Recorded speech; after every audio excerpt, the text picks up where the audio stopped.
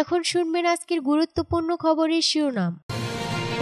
সিরিয়ায় মার্কিন বিমান হামলায় 2 আইএস সদস্য নিহত। জার্মানির যে কোনো আগ্রাসী পদক্ষেপের জবাব দেওয়া হবে, রাশিয়ার হুঁশিয়ারি। জেলেনস্কির উপর চটলেন নেটো মহাসচিব। শিক্ষার্থীদের আন্দোলনে উত্তাল সার্বিয়া, কথা বলতে চান প্রেসিডেন্ট। আসাদের স্ত্রীর বিচ্ছেদ হওয়ার খবর নিয়ে কি বলল রাশিয়া। এবার গ্রিনল্যান্ডের মালিকানা চাইলেন ট্রাম্প। সিরিয়ায় মার্কিন বিমান হামলায় 2 আইএস সদস্য নিহত। সিরিয়ায় মার্কিন সামরিক বাহিনীর বিমান হামলায় 2 আইএস সদস্য নিহত এবং একজন আহত হয়েছে। সোমবার 23 ডিসেম্বর মার্কিন সেন্ট্রাল কমান্ড সেন্টকম সামাজিক যোগাযোগ মাধ্যম এক্সে দেয়া এক পোস্টে সিরিয়ার দেইর আজ জাওর প্রদেশে বিমান হামলার বিষয়টি নিশ্চিত করেছে। ব্রিটিশ বার্তা সংস্থা রয়টার্স এ খবর জানিয়েছে। সেন্টকম জানিয়েছে, আইএস সদস্যরা অস্ত্র ভর্তি একটি ট্রাক দেইর আজ জাওর প্রদেশে স্থানান্তর করেছিল। ওই এলাকাটি আগে সিরিয়ার সরকার ও রুশ বাহিনীর নিয়ন্ত্রণে ছিল।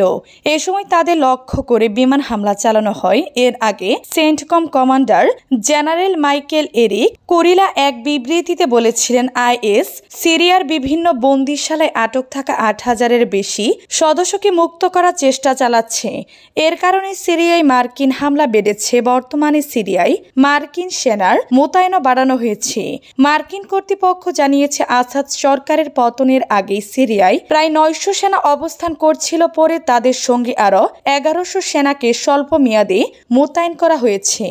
জার্মানির যে কোনো আগ্রাসী পদক্ষেপের জবাব দেওয়া হবে, রাশিয়ার হুঁশিয়ারি।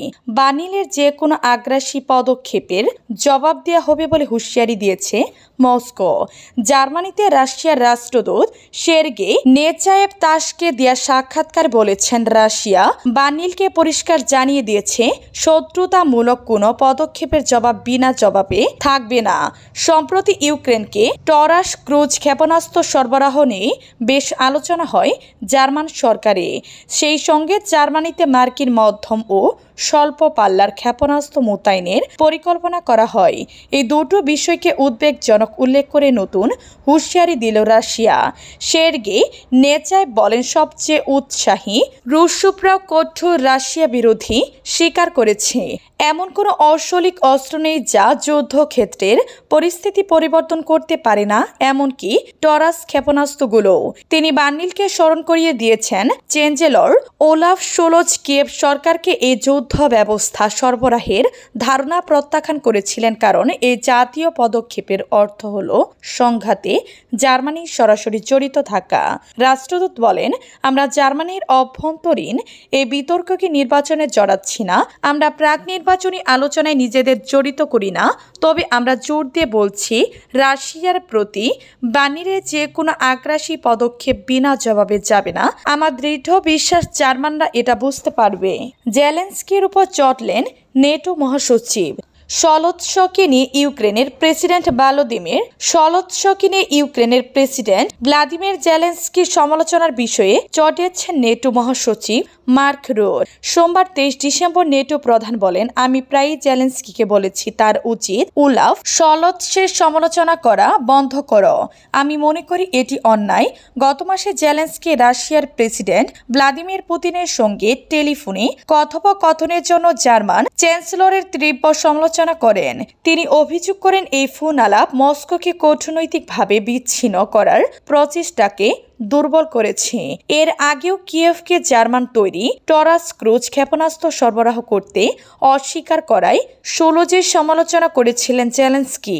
এই সিদ্ধান্তের ব্যাখ্যায় শোলজ বলেন, তিনি ইউক্রেন সংঘাত বাড়াতে চান না, জার্মানিকে রাশিয়ার সঙ্গে সরাসরি সংঘাতে জড়াতে চান না। তবে নেটো মহাসচিব জানান, তিনি শোলজের বিপরীতে ইউক্রেনকে টরাস ক্রুজ ক্ষেপণাস্ত্র সরবরাহ করবেন এবং অস্ত্র ব্যবহারের ক্ষেত্রে কোনো সীমাবদ্ধতা রাখবেন না। এদিকে মস্কো বারবারই বলে আসছে, পশ্চিমা সহায়তা রুশ সামরিক বাহিনীকে সামরিক অভিযানের উদ্দেশ্যে অর্জনের পথে বাধা হতে পারবে না, সংঘাতের চূড়ান্ত ফলাফল পরিবর্তন করতে পারবে না। ক্রেমলিনের যুক্তি ছিল, কিয়েভকে সমর্থন দিয়ে পশ্চিমা মিত্ররা কেবল সংঘাতকে দীর্ঘায়িত করেছে। শিক্ষার্থীদের আন্দোলনের উত্তাল সার্বিয়া, কথা বলতে চান প্রেসিডেন্ট। সার্বিয়ার রাজধানী বেলগ্রেডে গতকাল রোববার হাজারো মানুষ বিক্ষোভ করেছেন। এ আন্দোলনে নেতৃত্বে ছিলেন শিক্ষার্থীরা, তবে কৃষক, শ্রমিক, শিক্ষকরা তাদের সঙ্গে যোগ দিয়েছেন। পরিস্থিতি বেগতিক দেখে আন্দোলনকারীদের সঙ্গে আলোচনায় বসার সিদ্ধান্ত নিয়েছে সরকার। গত সপ্তাহ ধরে বেলগ্রেডে একের পর এক আন্দোলন হচ্ছে, তবে রোববারের জমায়েত ছিল ঐতিহাসিক। সরকারের হিসাব অনুযায়ী অন্তত 29,000 মানুষের জমায়েত হয়েছে ওই দিন। উত্তর সার্বিয়ার নোভি 7 রেল স্টেশনের ছাদ ভেঙে পড়েছিল, এতে 15 জনের মৃত্যু হয়। অভিযোগ উঠে দুর্নীতির কারণে ওই দুর্ঘটনা ঘটেছে। এরপরই সরকারের বিরুদ্ধে একের পর এক আন্দোলন শুরু হয়। অভিযোগ, সম্প্রতি 2বার ওই স্টেশন সংস্কার করা হয়েছে। একটি চীনা সংস্থাকে দিয়ে ওই কাজ করানো হয় কাজের নামে, যেখানে দুর্নীতি হয়েছে বলে অভিযোগ উঠে। চাপের মুখে সরকার 13 জনকে গ্রেফতার করে, তাদের মধ্যে একজন মন্ত্রীও ছিলেন, কিন্তু সম্প্রতি ওই মন্ত্রীকে জেল থেকে ছেড়ে দেওয়া হয়েছে। এতে রুশের পারদ আরও চড়েছে। আসাদের স্ত্রীর বিচ্ছেদ চাওয়ার খবর নিয়ে কি বলল রাশিয়া?